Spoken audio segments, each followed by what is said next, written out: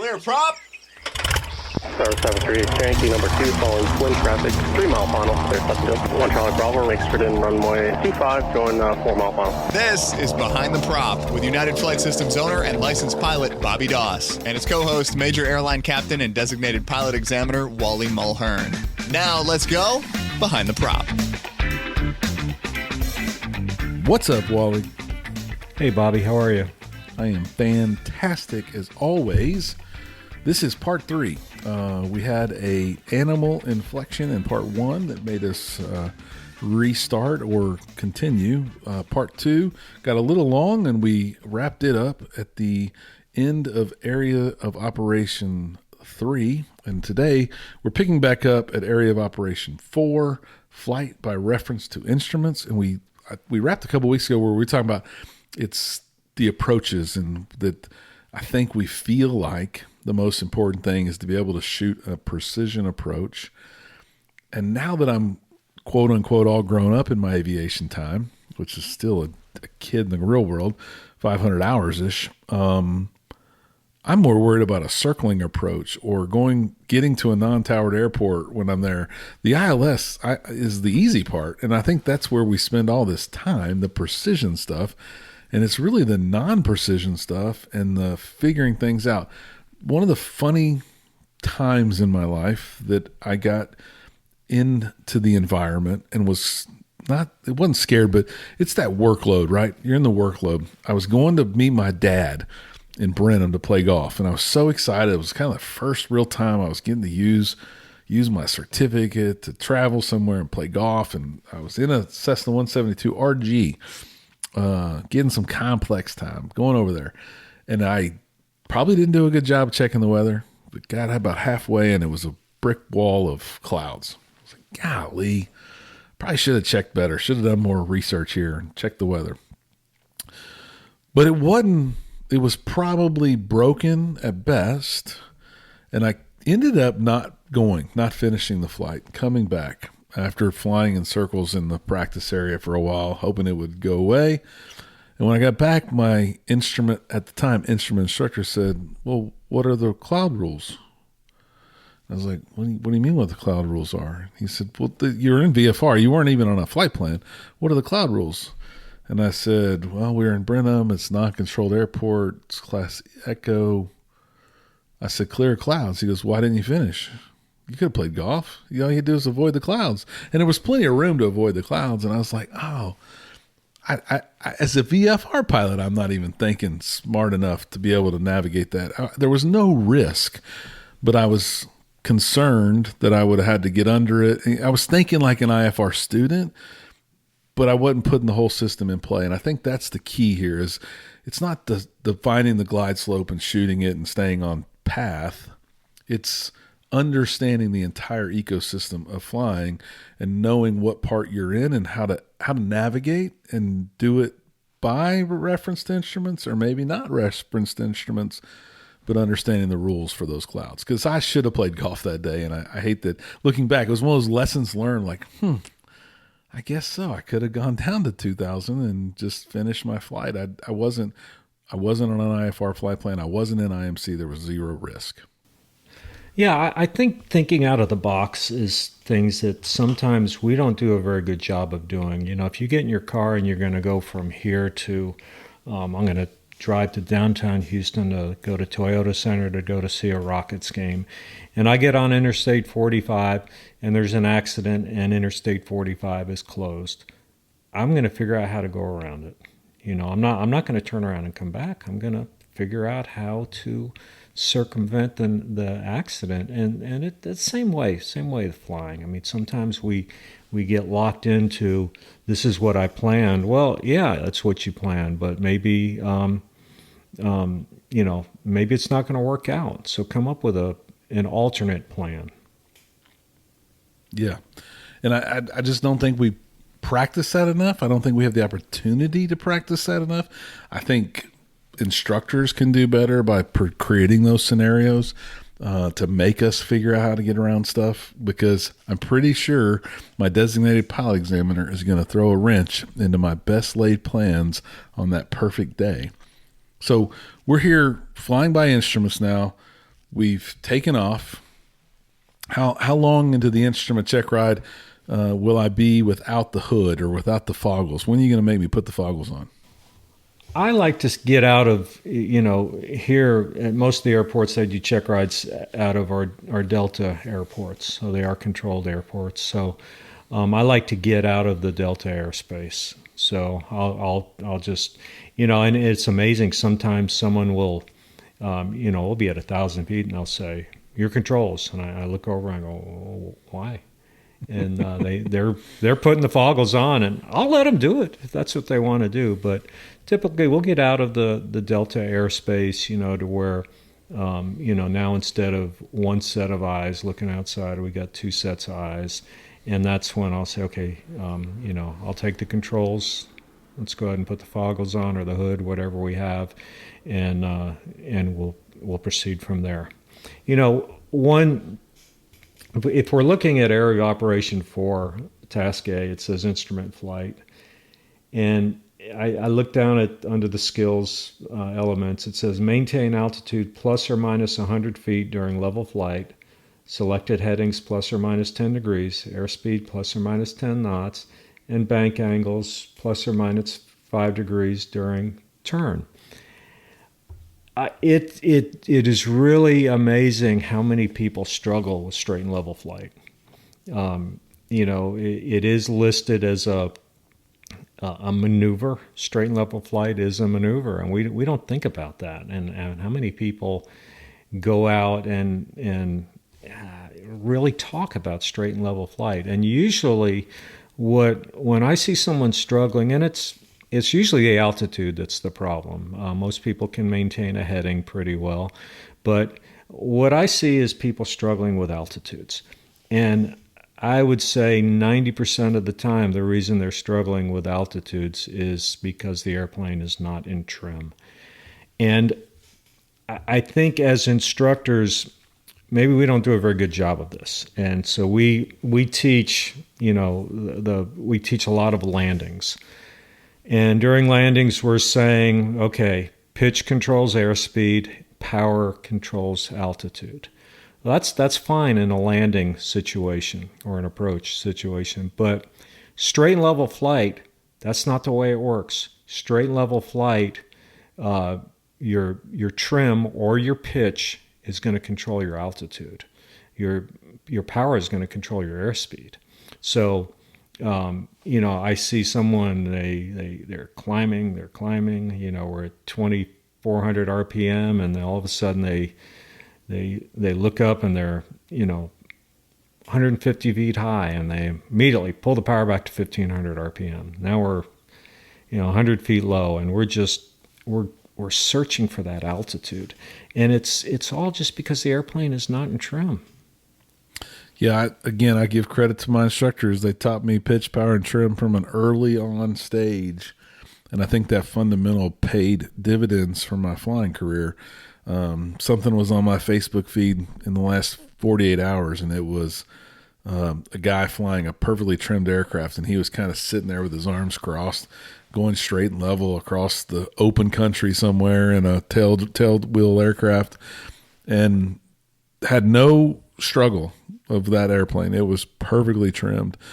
And you might not have autopilot in every plane that you get to fly, but a perfectly trimmed aircraft will fly pretty straight and level in as if it has an autopilot in it, depending on the weather, of course, and the change in temperature. But man, you're spot on. And I think getting the plane to be in trim is a skill to make straight and level work. But these requirements for an instrument rating in the skills section, if a student was going plus 100, minus 100, that's 200 feet.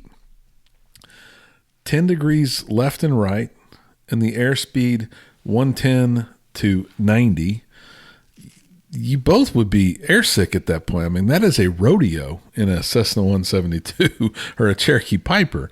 That is a pretty big swath. If you can't do that, you probably aren't going to be able to hold in a holding pattern either, right? So, yeah, and I will say this about leveling the airplane off. I mean, a lot of people will say pitch, power, trim. And if we were to do this right, it would take about 2 minutes to say pitch, power, trim. Because it's not pitch the nose down, power, and trim. It's pitch the nose down, wait a long time, then power, then trim.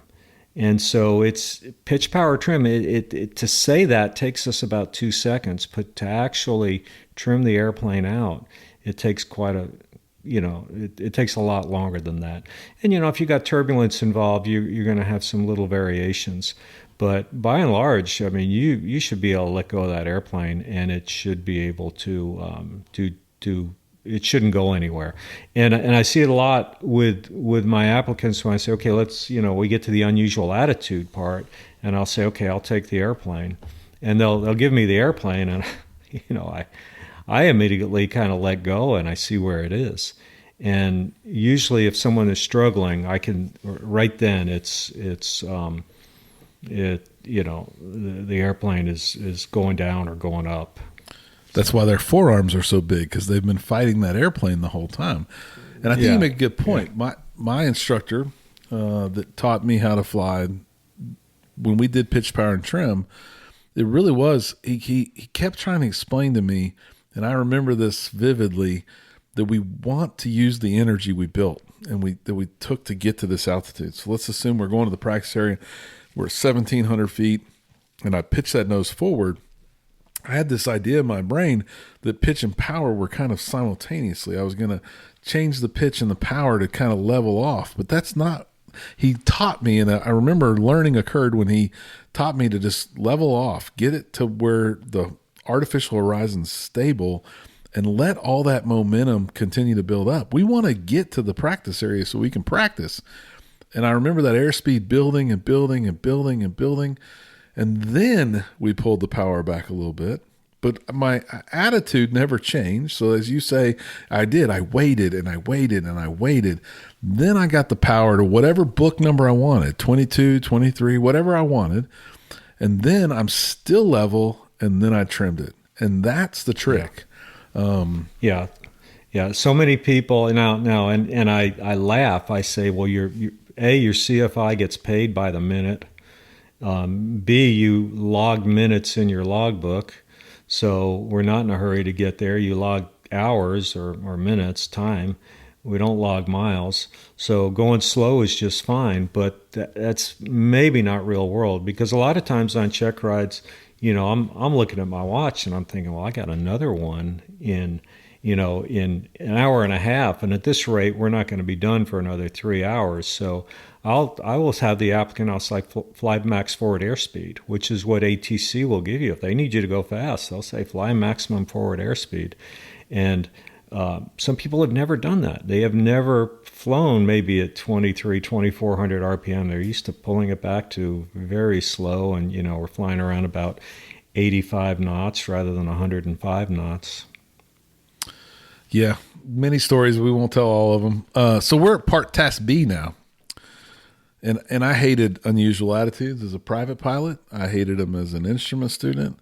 And I just never felt like, I just felt like we were going to be upside down. And we probably never banked more than 10 degrees. But that's got to be part of your fun day when you get to take control of the airplane and do some twisting and turning and some rudder pedal pushing and pulling. And what does an unusual attitude look like in a Wally check ride? I'm gonna try to get them a little bit out of sorts. So I'm gonna mess the airplane up. I will say that many years ago, when I was becoming a DPE, this is kind of a fun story. The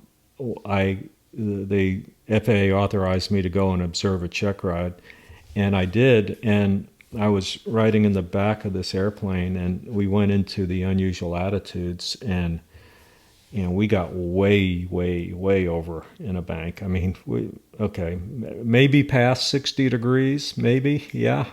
And I remember after the applicant left, he did a really good job.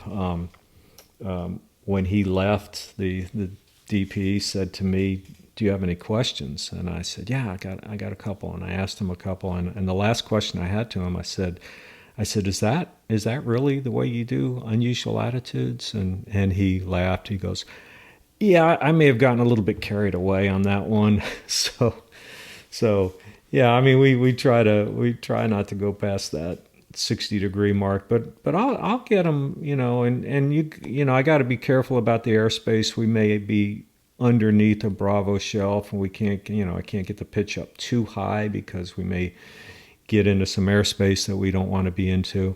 But I do like to get it, I would say extreme, 10-degree nose low or so, with the airspeed going up, and I really haven't seen many people have too many problems. I think by and large we do a pretty good job of recovering from unusual attitudes. Okay, so the next section is Area of Operation 5, Navigation Systems.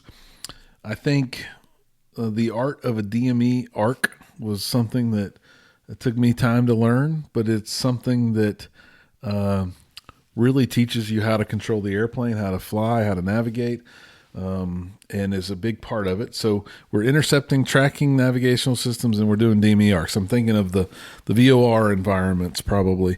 Where we live, there's a couple of published ARCs that we can use, but we did many other non-published ARCs.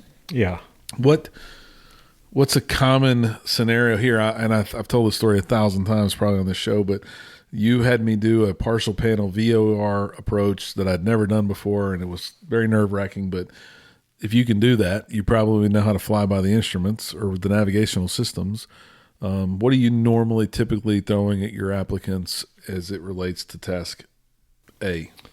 Yeah, well, a lot of times we will, for the ARC, we'll basically cover that in the briefing room. We do have one published ARC that's a little bit north of here, and it's not super convenient to get to, but we'll definitely talk about the concepts of ARCs.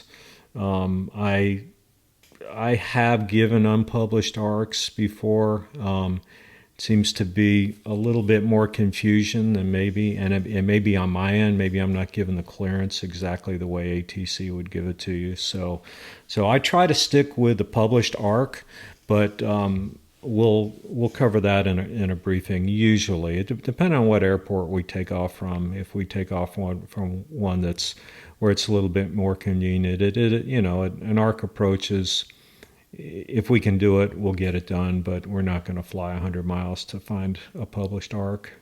Yeah, I was thought, and maybe you see it differently, but I thought a 10-mile DME ARC off of Navasota was never that hard to do. Not that you need to do it, but I always thought it was such good practice to turn 10 and fly for a while and turn, if you can keep that situational awareness going of where you're at in space.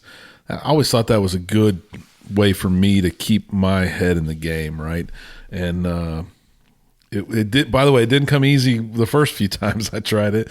But once that little thing clicked, and I knew that if I turned 10 and flew 10 virtually, it was an easy way for me to make a really good arc and go from the 270 radial around to the 300 radial, and I just felt like that made me a good pilot. Right, and I'll tell you the way I learned ARCs back a long time ago. If you let's take a VOR, and let's say we're in a no-wind scenario today. So if we're on the 180-degree radial of a VOR, and let's say we're arcing clockwise, okay, so we're going, clockwise. So if we're on the 180-degree radial, a lot of times I'll say to the applicant, okay, about what should your heading be? And you can see the wheels start to turn, and now I think as most pilots, we ought to be able to say 180 plus 90 is 270. But let's say we're on the 230-degree radial. Let's say we're on the 230-degree radial. And I'll say approximately what should your heading be? And you see the wheels turning, and maybe 10 minutes later, they'll come up with 320. And I say, 320 is exactly to 90 degrees from 230. And I think we all know that we need to turn inbound a little bit, right? Well, how much inbound, how much inside of that do we need to turn? And so I just make the math real simple. Instead of 230 plus 90 is 320, I just say 230 plus 100. The heading is about 330, and make adjustments like that. I think most of us, if you live in a place where sales tax is about 8%, somewhere in that range, 7, 8, 8.5%, if you're in a store and you're looking at an item and you're trying to figure out what it's going to cost. If it costs $80, you're probably going to say it's about $88. You're going to add 10%, right? So we do it in that regime. So why not? This kind of navigation is not an exact science. So when I'm figuring out what my heading should be on an arc, I either subtract 100 or I add 100. I don't do the 90 stuff. I just add 100. Great tip. And then if you're on the 19 DME arc and all of a sudden you're coming in and it's 19, 18.8, 18.6, okay, I'm too far in. Okay, so let's either maintain the heading or turn out just a little bit. And again, that would be a no-win situation. So you add wind to it, and there are some other adjustments that you have to make. So as we're in this phase of now we're tracking, I think I know you well enough. I've been around you enough. I've seen enough of your track logs. I kind of know you have a profile or a set of profiles depending on the winds. You're limited. You have to do 3 approaches, I believe, is on an instrument check ride. And they need to demonstrate circling the land. So what's the typical profile look like for a normal instrument check ride, whether it's a Wally's check ride or not? What are the characteristics that you have to accomplish at a high level? Forget the areas of operation that we're in, but what's the profile of the flight need to be successful? What I'm looking for, what I like to do is I like to do a VOR approach, an ILS approach, and an RNAV approach. Now, so that's 3 approaches. We have to do 3 ends of approaches. In other words, how does the approach terminate? We have to do a missed approach, we have to do a landing, and we have to do a circle. Now, there's a little bit of leeway in the circling. We don't technically have to land out of that circle, but we basically have to get lined up. So, and it again, we may be in it may be, if we're in a situation where the wind is out of the north around our area, we got to go 55 miles to find an ILS. So it might be a day where, okay, we're not going to do an ILS, but we're going to do this VOR, and we're going to do 2 RNAV approaches. One of them we're going to use LPV minimums. One of them we're not. So we have the ability to with a little bit of leeway from that. I get a lot of calls or emails or text messages from instrument applicants, and they'll say, what 3 approaches can I expect? And I explain to the people, I said, I can't tell you that, and I'm not telling you that to be, hard to get along with or a jerk or anything, but I don't want to tell you we're going to go over to Navasota, we're going to do the VOR Alpha, then we're going to go to Conroe and do the ILS 14, and then we're going to go back to Hooks for the RNAV 17 right. Because if the winds are out of the north, all bets are off. We've got to come up with a different plan of action.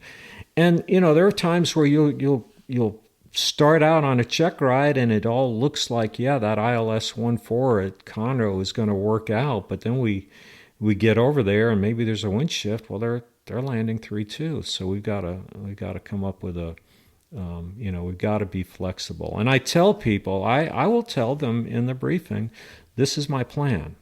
This is the plan. I plan to go over here and do this and this and this. I don't tell them where the hold is going to be. I'll tell them that, we're going to hold at some point today. But I will also throw in there that it's a plan, and plans sometimes change. Yeah, it wasn't very long ago at all that you were administering a check ride at United Flight Systems, and you were at an airport and called me on a cell phone and said, Bobby, what's going on over there? I don't know if you remember this. It was maybe a month ago. And there was a bomb squad at our airport because someone found detonation caps in a hangar. It was the craziest thing. It ruined our day, ruined your day. You had another check ride, and it's you audible that, and no one can plan for that. And our experiences are going to be different than everybody else's experiences. But how many times can you predict that someone's going to find detonation caps in their hangar and the bomb squad's going to have to come blow it up? They ended up blowing it up, detonating it all. It became not a huge deal, but the airport was closed for maybe 2 hours, and you called me, and I think you then went up and did a few of the landings and still couldn't get back, so you landed again. We went to another airport, and then we did a couple of landings at that other airport, and then landed because I was anticipating that hooks would open, but it didn't, so that we landed. We went back in the FBO, and we got the word that it was open. Luckily, a sheriff's department helicopter had diverted there as well, so we were kind of getting some firsthand information from the sheriff's pilots sitting right there with us. It's hard to explain everything that could happen, but stuff happens, and the DP's not in control of what happens. They can't open and close airports just by their push to talk button. So right. So we do these 3 approaches. I mean, it sounds simple, but there's a lot that you're observing and evaluating on all of those approaches, right? Yeah. It's the entry to those approaches. It's the precision, or the if there is a turn, how do we enter that turn? Do we VOR? Do we understand what's happening? I'm assuming there's not a lot of oral components in the air, but we know, me and you know, we've talked about it a lot. You're probably going to start going west on a south wind day. You're probably going to start going west. And the first thing you're going to do is see that S turns over a Victor airway, and then it's either going to be good or bad from there. But you go through those approaches, you've observed a lot of stuff that's in this areas of operations, the navigation systems. You're going to intercept. We're going to do the unusual attitudes at some point. We've talked about departures and en route and arrival operations. What are the hidden things that don't jump out at a student in the ACS that a DP is trying to evaluate on a check ride for an instrument rating? Well, okay, one issue that I see a lot is I will give them a heading to intercept a Victor airway. And we just happen to have a Victor airway around this area that is called Victor 306. So I will say, fly heading so-and-so, intercept Victor 306 to Navasota.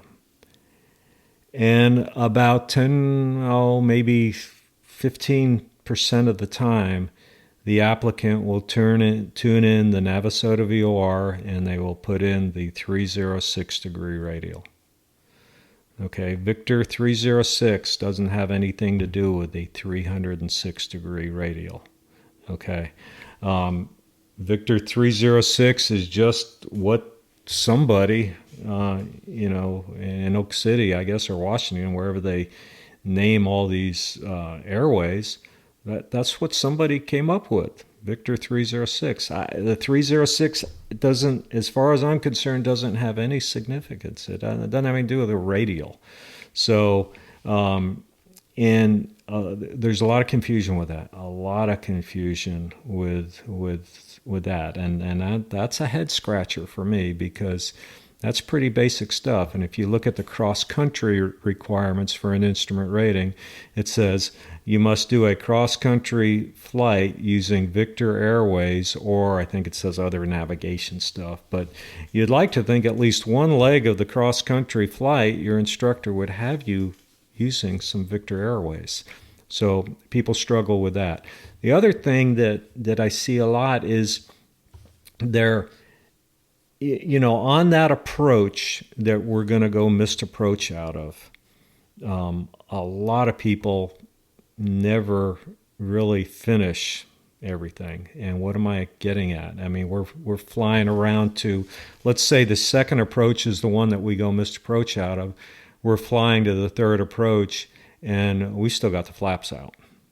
And that happens more often than you'd think. Like maybe just recently to me, like maybe today this happened. So we're gonna fly again. Finish task A before you move on to task B, and all it takes is checklist discipline. Just do the checklist. If you do your after takeoff checklist or your climb checklist, whatever it may be for your particular airplane or your school or whatever, I guarantee flaps is going to be on there. It's the little things, isn't it? I mean, we talk about it all the time, but I think people talk to me. I know you get questions a lot. What's the big secret? The big secret is fundamentals. It's the basics. It truly is. The fundamentals of flying will probably make you a better pilot, make you a better applicant than anything else. So we've done all these approaches. We've done the other three terminations of one landing, one missed, one circling. What about emergency procedures? It's towards the end of the ACS here. We're in areas of operation 7 now. Emergency procedures. I'm assuming some of this you talked about in the oral, but what are we going to do as it relates to emergency procedures in the airplane? Yeah, well, I do talk about, we'll talk about lost comm in the ground. But one thing I will talk about in the air, I will say, okay, Cessna 123 Alpha Bravo, Houston, we just had a power outage. We've lost radar. We need your estimate for such and such an intersection. And oh man, I get all kinds of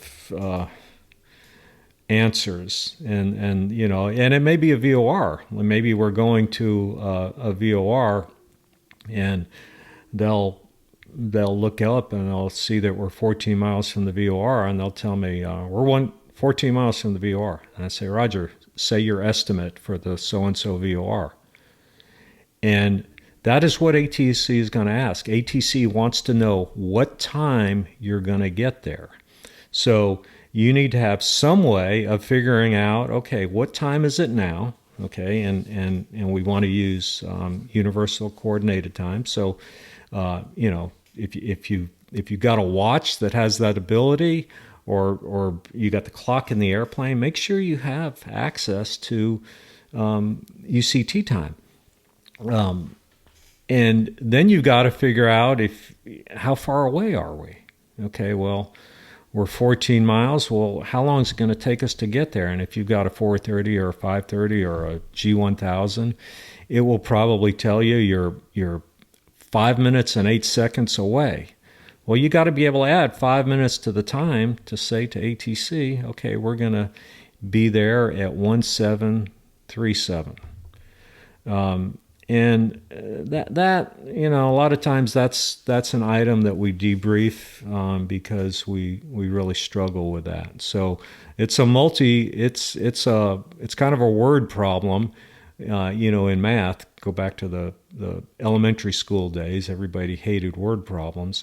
It's not just a look at the instrument. So when ATC asks you what your estimate is, they want to know what time you're going to be there. And that all the math is overwhelming at times, but it's simple if you know the fundamentals. Again, Zulu time. Are we going forward 5? Are we going forward 6? Is it daylight savings time? This is some of the planning that we should be doing as pilots before we get in the aircraft. If we know we're departing at right now, it's 02:30 Zulu time, right? So we should know that it's going to be right.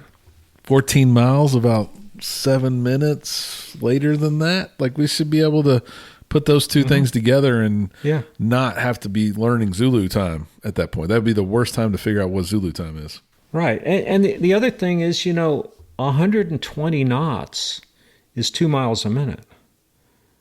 60 is 1 mile a minute. So if we split the difference, 90 is 1.5 miles a minute. So if we're 14 miles away, we're in a typical 172 or a warrior, archer, something like that, you're probably doing a little bit less than 120. You're probably doing about 100. So you're doing about 1.5 miles a minute. So 14 miles, it's between 7 and 14, so it's about 11 minutes. I was using your trick there and rounding up to 15 and calling it 10, right? We all think a little differently, but use those tricks. If you're listening, pick your trick and know how to figure those numbers out. The one big one, the one gotcha. I think we spend a lot of time practicing it, and you pulled a rabbit out of the hat for me. It's partial panel. Partial panel is not that difficult. In a steam gauge aircraft or G1000, you're still going to have enough reference to information to be able to fly that approach. The same failure is not going to happen that your CFI demonstrated to you that the DPE is going to demonstrate to you. Like, you have to be able to understand, I need some information to be able to shoot this approach and be safe, and be able to talk through it or tell the DPE what you're doing to be able to make sure they understand you know what you're doing. Yes.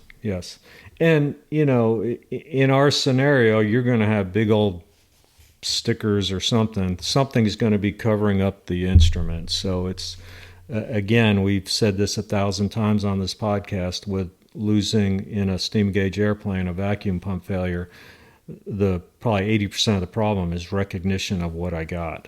And so once you figure it out and know what instruments are not accurate, most people do fairly well. And, in this scenario, that the stuff is going to be covered up. So it's going to be pretty obvious it's not working. And if you're flying with Wally on a Checkride, it's going to be a big behind the prop suction cup sticker over one of those instruments. Yes. So you're not going to have to figure out which one's it is. slowly dying, because it's going to be covered up with the behind the prop sticker. No question. Right.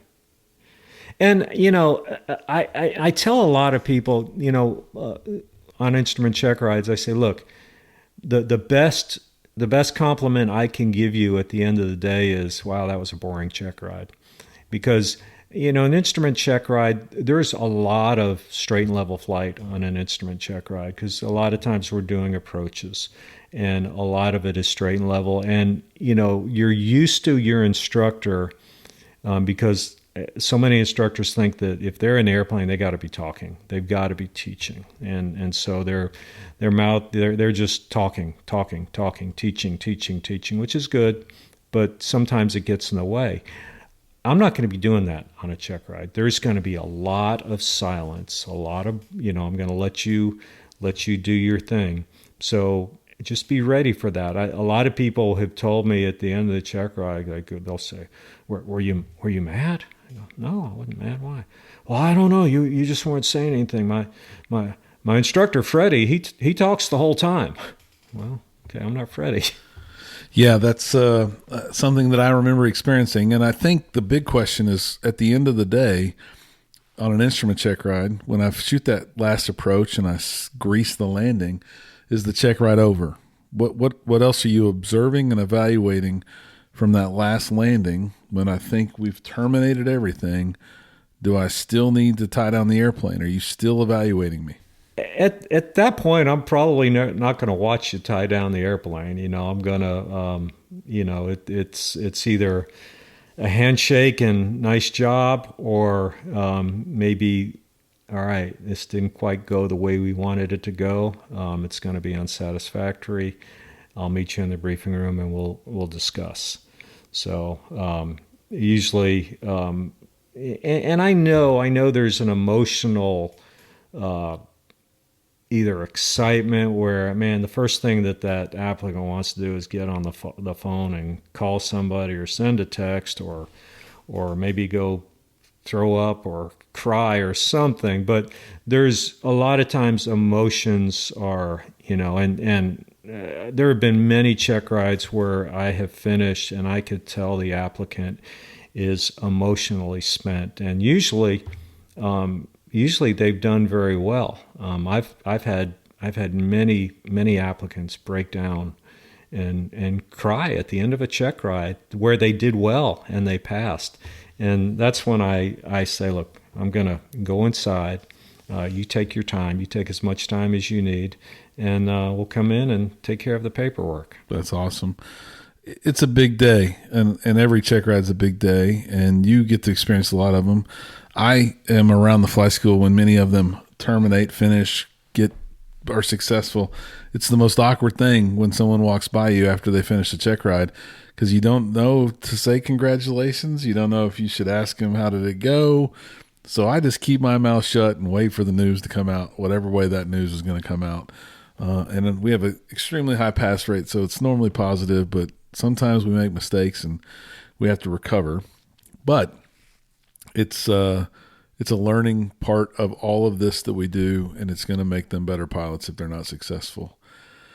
We have now talked almost 2.5 hours over all this instrument check ride stuff. If you are a student or have friends that are going to take an instrument check ride, these are 3 must-listen shows. It is all in the ACS. There are no secrets. Wally's done hundreds of instrument check rides and gave you every secret you could possibly need to know. We want to thank you for listening. If you think we've earned it, give us a 5-star review wherever you listen to podcasts. Thanks for listening, and stay behind the prop. Thanks for checking out the Behind the Prop podcast. Be sure to click subscribe and check us out online at BehindTheProp.com. Behind the Prop is recorded in Houston, Texas. Creator and host is Bobby Doss. Co-host is Wally Mulhern. The show is for entertainment purposes only and is not meant to replace actual flight instruction. Thanks for listening, and remember, fly safe.